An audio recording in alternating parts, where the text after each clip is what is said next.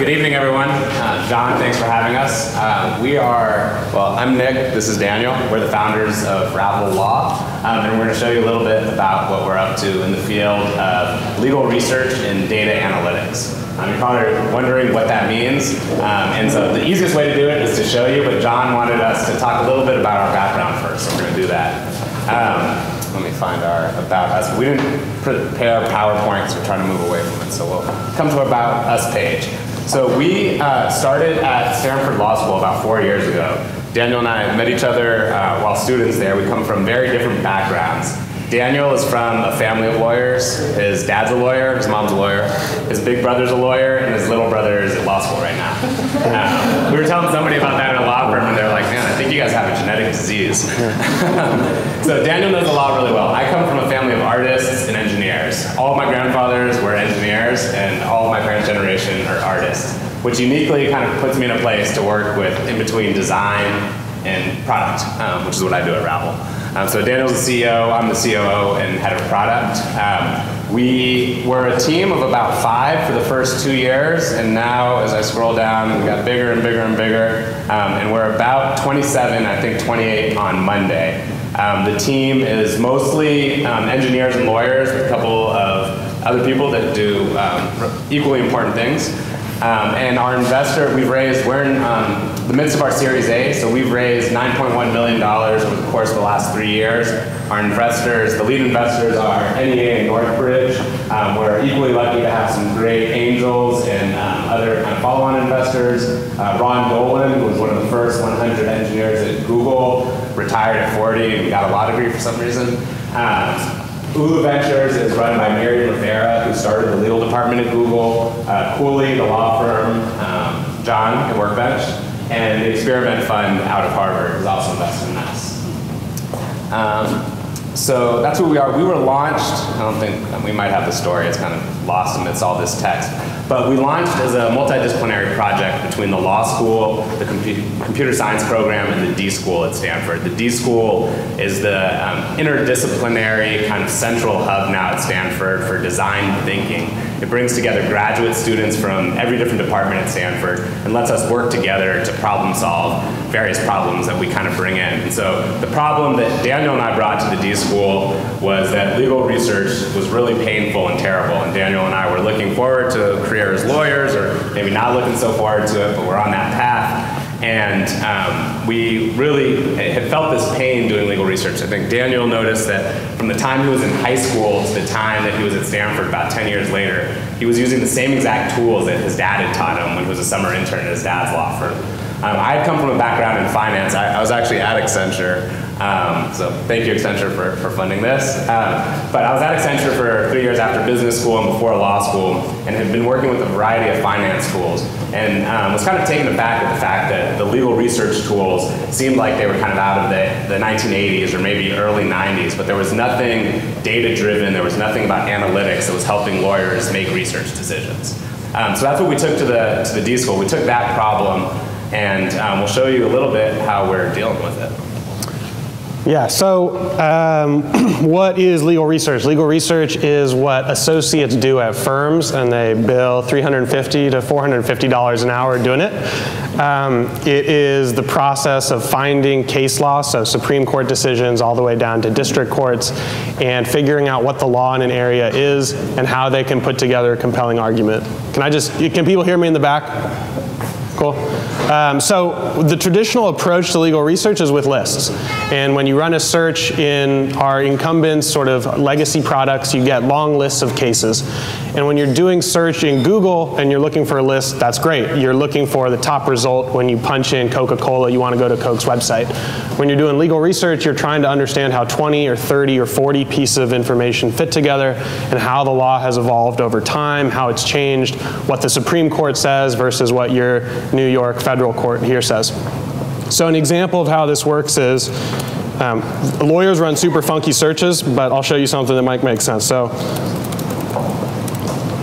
if you ran a search for enemy combatant due process, this is a topic from Guantanamo and the War on Terror, right? It's the concept of when a terrorist is arrested in Afghanistan, what due process are they afforded? Do they get a lawyer? Do they have to be read their rights? Do they get a trial or a military tribunal? All sorts of things. And so as the courts have tried to figure out what rules apply to enemy combatants, what due process they get, you can see how the law has changed over time. So here, for example, you would notice if we zoom in, you have a traditional list of cases on the right, and these are recent seminal cases from the Supreme Court, but they all actually cite back to some cases from World War II. And so each case is represented by a bubble in the visualization. And that bubble is situated in time. It shows you where that case came from historically, what court hierarchy it came from, Supreme Court, circuit, district.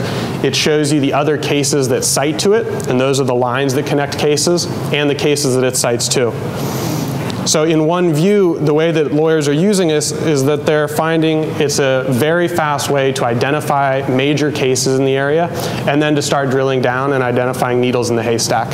Because what you have in the US system is about 10 million cases that exist out there.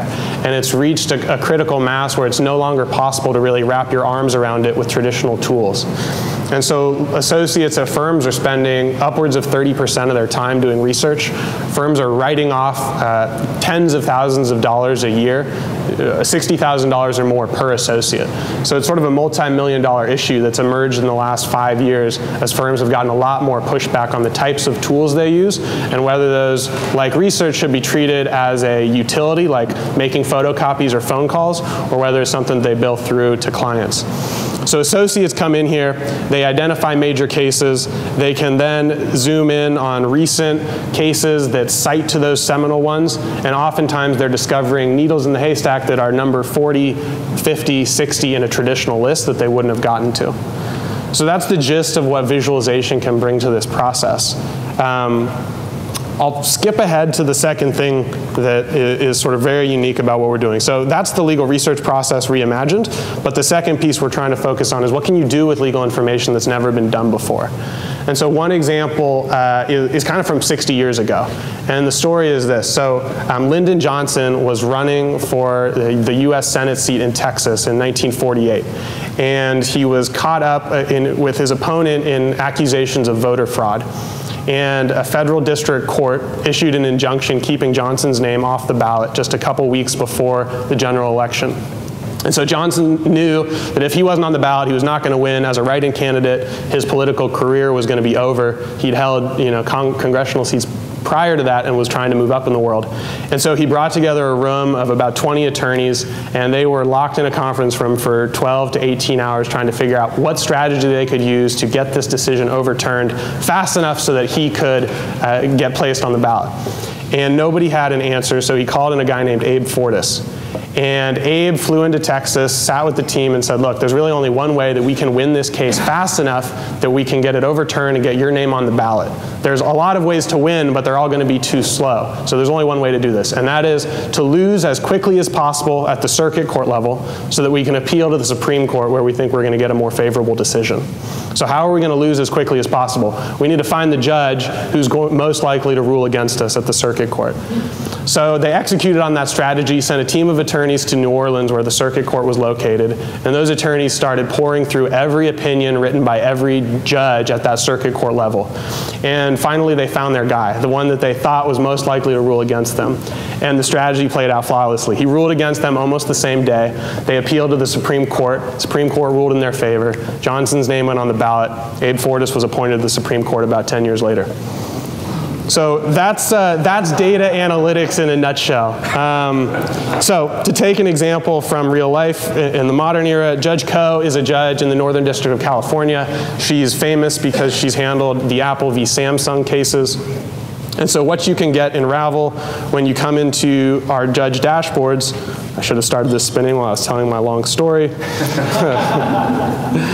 So this is all sort of a dynamic dashboard that comes together on the fly. So this pulls together everything that she's written in this far left column, everything that she's cited to in the middle column, and on the far right, an analysis of patterns from that. So this will identify the other circuits that she cites too heavily. She's based in the Ninth Circuit. She should be citing Ninth Circuit law, but she actually cites to the Seventh Circuit a fair amount. So those would be things you'd want to dig into. It identifies judges that she cites too heavily. So these are people who she finds particularly persuasive or influential.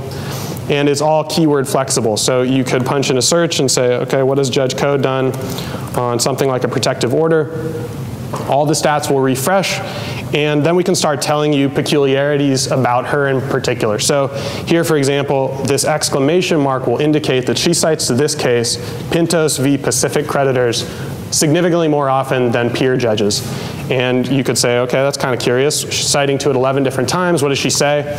You click on it, and we'll show you exact language she's used when she cited that opinion again and again. So our data science guys, this is all built with machine learning, right? So we take a lot of opinions and identify citations from one case to another and identify the relevant text around those citations to build this map. And the data science guys came to us and said, we think there might be a bug. We keep seeing the same language pop up again and again.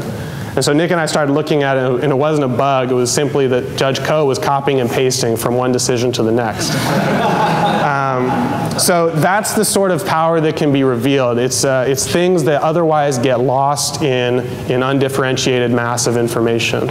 Lawyers are trying to find a competitive edge. They're all dealing with the same kind of open information. And so how do you turn open information into a competitive edge? How can you make it kind of an unfair advantage for firms that are using Ravel versus using legacy systems? And so what we're building here, obviously, is kind of an analytics and interface approach to it that takes advantage of some of the technologies that are being used outside of the law that still haven't made it into the legal space. So there's a lot of interesting tech challenges. There's a lot of interesting business challenges of selling into law firms. But as Nick said, we're growing pretty quickly. We're hiring engineers, salespeople, customer success managers, a number of different roles. So if you're interested in any of that, come chat with us afterwards, and I think we can open up to questions. The insights you showed in a graphic format, do you determine the strength of those relationships, or does the client have the ability to skew any of those things? We determine it, so it's a solution that we can deliver to all clients at one time. Well, I'd actually say the data determines it. So yeah. we pull information from the data about how cases cite to each other. We kind of weight them based on hierarchy and different kinds of strengths of relationship. It's your weight, but it's our weights. Yeah. Is this all public data, or do you also use private data, and even within the public space, do you look at case law, or do you look at combining data sources? So right now, it's just, it's all public and it's case information only. So as we expand, we'll grow into things like statutes and regulations. But there's a tremendous amount of, it's all government information. It's court opinions that the government owns. And so for a long time, what made this space challenging is that the government was not very good at transparency. They weren't very digital. And so the incumbents in this space have had a long legacy of working with sort of special relationships with courts. So that's changed a lot in the last 5 years, which has made open information very interesting to muck around with.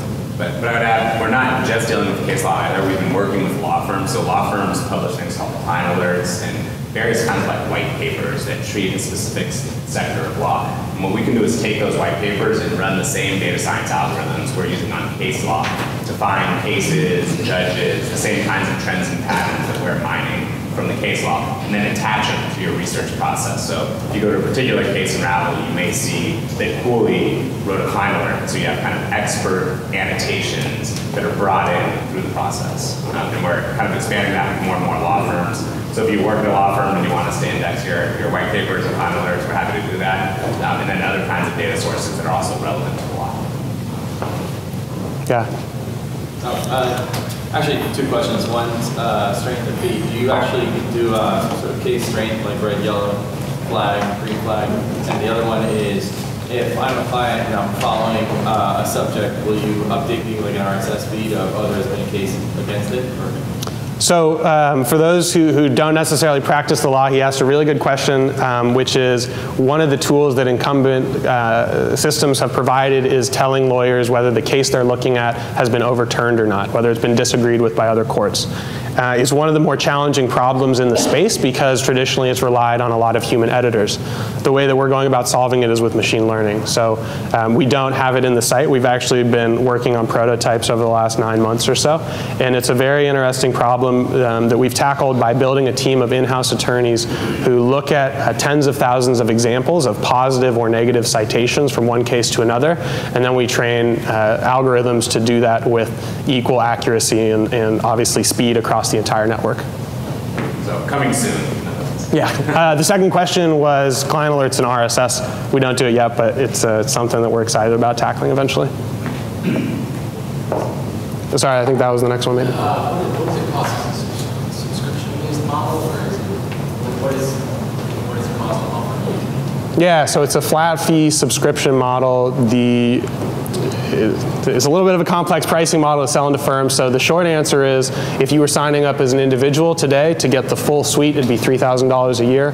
For firms, we're doing various packages that range between $15,000 and $45,000 for this first year. Just to follow up, have you seen billable hours from large firms drop to clients, or? It's too soon to say, but we've had reports that research has been up to 70% faster.